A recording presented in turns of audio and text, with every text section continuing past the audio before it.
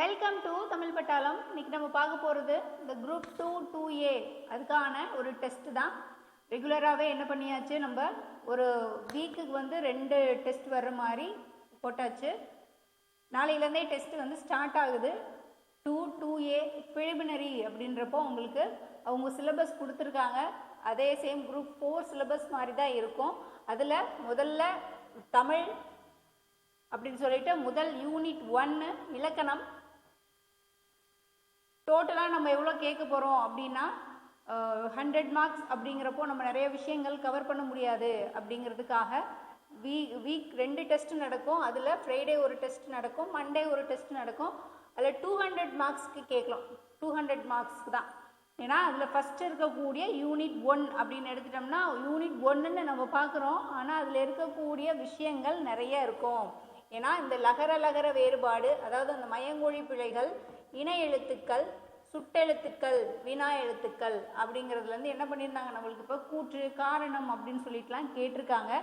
So அதனால என்ன பண்ண போகிறோம் அப்படின்னா, ஒரு டாபிக் எடுத்துக்கிட்டோம் அப்படின்னா அதில் ஒரு 200 கொஸ்டின்ஸ்க்கு கவர் ஆகும். ஒரு வீக்லேயே நீங்கள் என்ன பண்ணலாம், ஒரு வாரத்தில் உங்களுக்கு 400 கேள்விகள் அப்படிங்கிறப்போ உங்களுக்கு ப்ராக்டிஸ் பண்ணும்போது ஈஸியாக இருக்கும். இதில் வேர்ச்சொல், வேர்ச்சொல்லில் வினைமுற்று, வினையச்சம், வினையாளனையும் பெயர், பெயரெச்சம் வகை அறிதல் அப்படின்னு சொல்லிட்டு என்ன பண்ணியிருக்காங்க, அது கொடுத்துருக்காங்க. அது சம்பந்தமான கேள்விகள் என்ன பண்ணிடலாம், கேட்டுடலாம். அடுத்த மண்டே வரும்.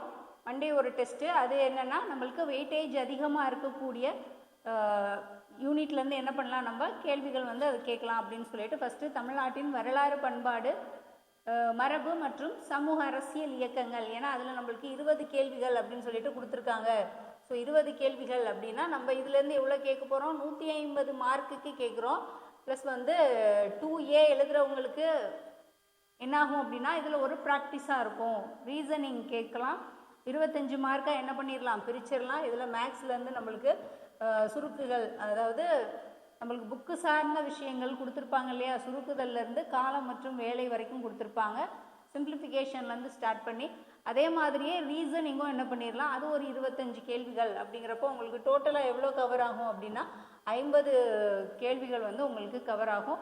ஒரு வாரத்துலேயே உங்களுக்கு ஒரு 400 கேள்விகள், 400 மார்க்குக்கு என்ன பண்ணிடலாம், நீங்கள் 400 கேள்விகள் கூற்று காரணம் அப்படின்னு நம்ம கேட்கும்போது என்னாகும், உங்களுக்கு நிறைய விஷயங்கள் அதில் வந்து படிக்கிற மாதிரி இருக்கும், யூஸ்ஃபுல்லாக இருக்கும். ஏன்னா இதில் நம்மளுக்கு ஃபஸ்ட்டு வரக்கூடியது எது அப்படின்னா, அந்த மண்டே டெஸ்ட்டில் தொல்லியல் கண்டுபிடிப்பு, சங்ககாலம் முதல் இக்காலம் வரையிலான தமிழ் இலக்கிய வரலாறு, திருக்குறள் மதசார்பற்ற தனித்தன்மையுள்ள இலக்கியம் அப்படின்னு சொல்லிட்டு என்ன பண்ணியிருக்காங்க, அன்றாட வாழ்வில் தொடர்பு தன்மை, மானுடத்தின் மீதான திருக்குறளின் தாக்கம் சொல்லிட்டு அந்த டாபிக் வந்து வரும். அடுத்த ஃப்ரைடேயில் அடுத்த யூனிட் 2 வந்து உங்களுக்கு கவர் ஆகும். யூனிட் 2 ஏன்னா அதில் 15 கேள்விகள், சேம் அதே 200 மார்க்ஸ்க்கு தான் உங்களுக்கு கவர் ஆகும். ஓரெழுத்து ஒரு மொழி அதெல்லாம் இருக்கு இல்லையா. நீங்கள் சிலபஸ் பார்த்தீங்கன்னா உங்களுக்கு இது புரியும்.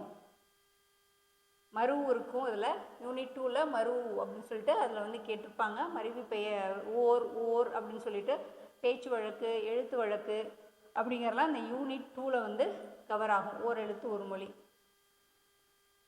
இது பாருங்கள், இந்த PDF வந்து உங்களுக்கு பார்த்துக்கங்க என்ன வருது அப்படின்னா. அடுத்த டாப்பிக்காக மேக்ஸ் வரும்போது என்ன வரும் அப்படின்னா பர்சன்டேஜ் வரும், ப்ளஸ் ரீசனிங் வரும். பர்சன்டேஜ் கவர் ஆகும், ரீசனிங் கவர் ஆகும். அது ஒரு 50 மார்க்குக்கு தான் வரும் அப்படின்னு சொல்லிட்டு ஒரு 20 டெஸ்ட் வந்து என்ன பண்ணியாச்சு, நம்ம இது பார்த்தாச்சு. அடுத்து பாலிட்டி வந்துடும். பாலிட்டியில் 2 பிரிச்சாச்சு. 2 பிரிச்சுட்டு என்ன பண்ணிடலாம், அது இந்திய அரசியலமைப்பின் முகவுரை, முக்கிய கூறுகள், ஒன்றியம், மாநிலம், யூனியன் பிரதேசங்கள், குடியுரிமைகள், அடிப்படை உரிமைகள், அடிப்படை கடமைகள்னு சொல்லிட்டு பஞ்சாயத்து வரைக்கும் என்ன பண்ணியாச்சு, ஒரு டாபிக் வந்து பிரிச்சாச்சு. அது மண்டே வரும்.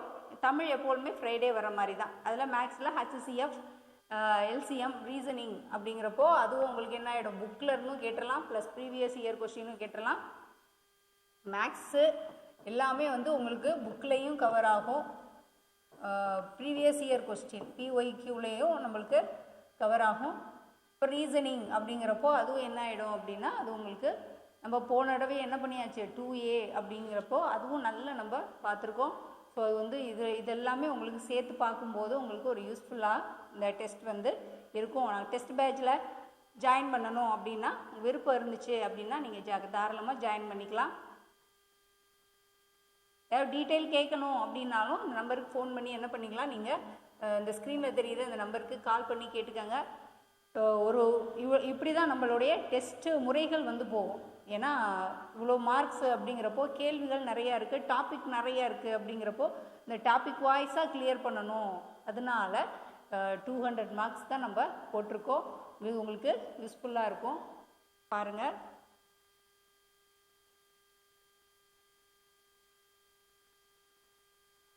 ஜாயின் பண்ணணும் அப்படின்னா நீங்கள் வந்து என்ன பண்ணிக்கலாம், ஜாயின் பண்ணிக்கலாம். அறிவற்றம் காக்கும் கருவி செருவார்க்கும் உழலிக்கலாக அரண். அதுதான் அறிவு தான் நம்மளுக்கு. நம்ம குரூப் 4ல் இதானதையே நினச்சி என்ன பண்ணக்கூடாது, நம்ம ஃபீல் பண்ணாமல் நெக்ஸ்ட்டு அடுத்த ஸ்டெப் எடுத்து வச்சிடலாம்.